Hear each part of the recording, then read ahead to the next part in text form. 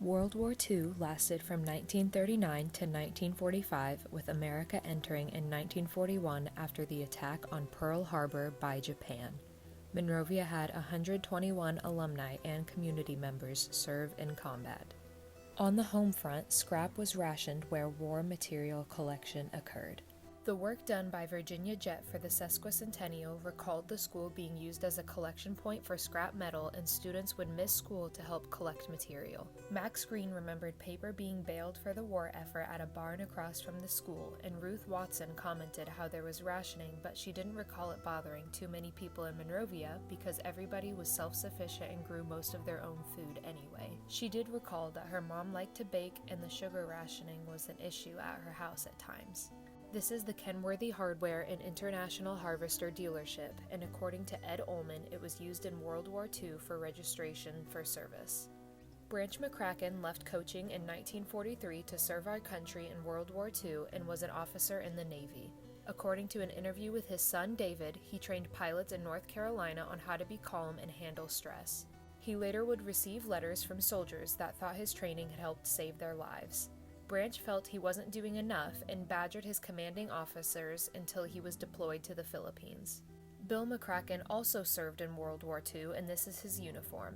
It was purchased at a Kenworthy garage sale at Monrovia Days by Sandy Reeder for her son to hang in his classroom. When Terry Kenworthy found out why she bought it, he gave her the money back with a short note. The note states, "Bill would be proud of the fact that his uniform hangs in the school that he helped design and had built."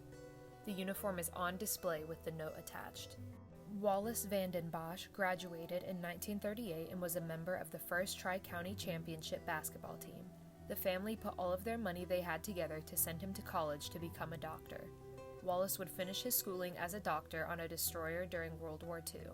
Stanley Judson served during World War II as a navigator on a B-24 bomber flying combat missions over Europe and would finish the war as a second lieutenant. This is a photo of Stanley Judson's flight crew during the war. This image is of Stanley Judson's bomber on a bombing mission.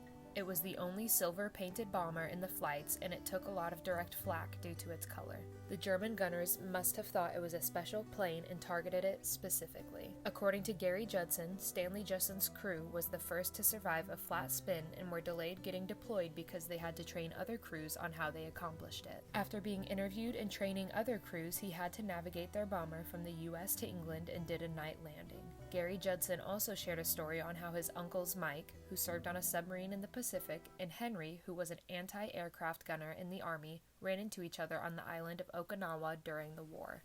Diane Hubbard, the daughter of Henry Judson, commented that her dad's worst fear in the war was that he would accidentally shoot down his brother, Stanley. The Normandy invasion and the D-Day landing is considered by historians as one of the most significant battles in world history, and Monrovia had at least 2 alumni at Normandy. Carl Brown was a member of the famed 101st Airborne Division. That division was at D-Day, Operation Market Garden, and the infamous defense of Bastogne during the Battle of the Bulge. Carl Brown would win a Silver Star, and at this time, it is the highest award received by Monrovia alumni. Raymond Lumpkin joined the Navy during World War II and drove a landing craft during the Normandy invasion. He was later transferred to the Pacific to the Marianas Islands and found out his brother Richard was deployed there in the Army. Eventually, 4 Lumpkin brothers would serve our country in World War II, Raymond and Claude in the Navy, then Richard and Ralph in the Army.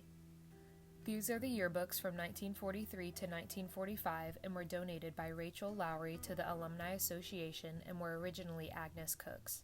Each yearbook kept an updated list of alumni and community members that served in World War II. It listed the year of graduation and the branch of service. The letter was found in the 1945 yearbook and was to Agnes Cook from Donald Cooper. Donald Cooper is one of several students that left high school early to serve our country.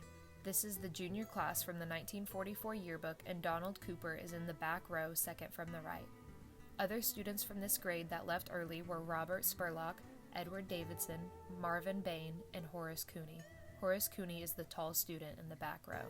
Horace Cooney served in the Army, and his departure from Monrovia was documented in the 1944 yearbook.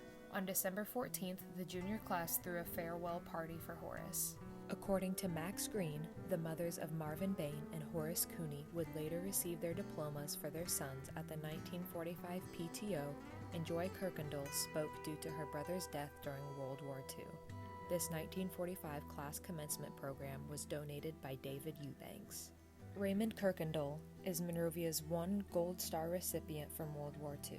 He was part of a bomber crew that was shot down during a bombing mission over Europe.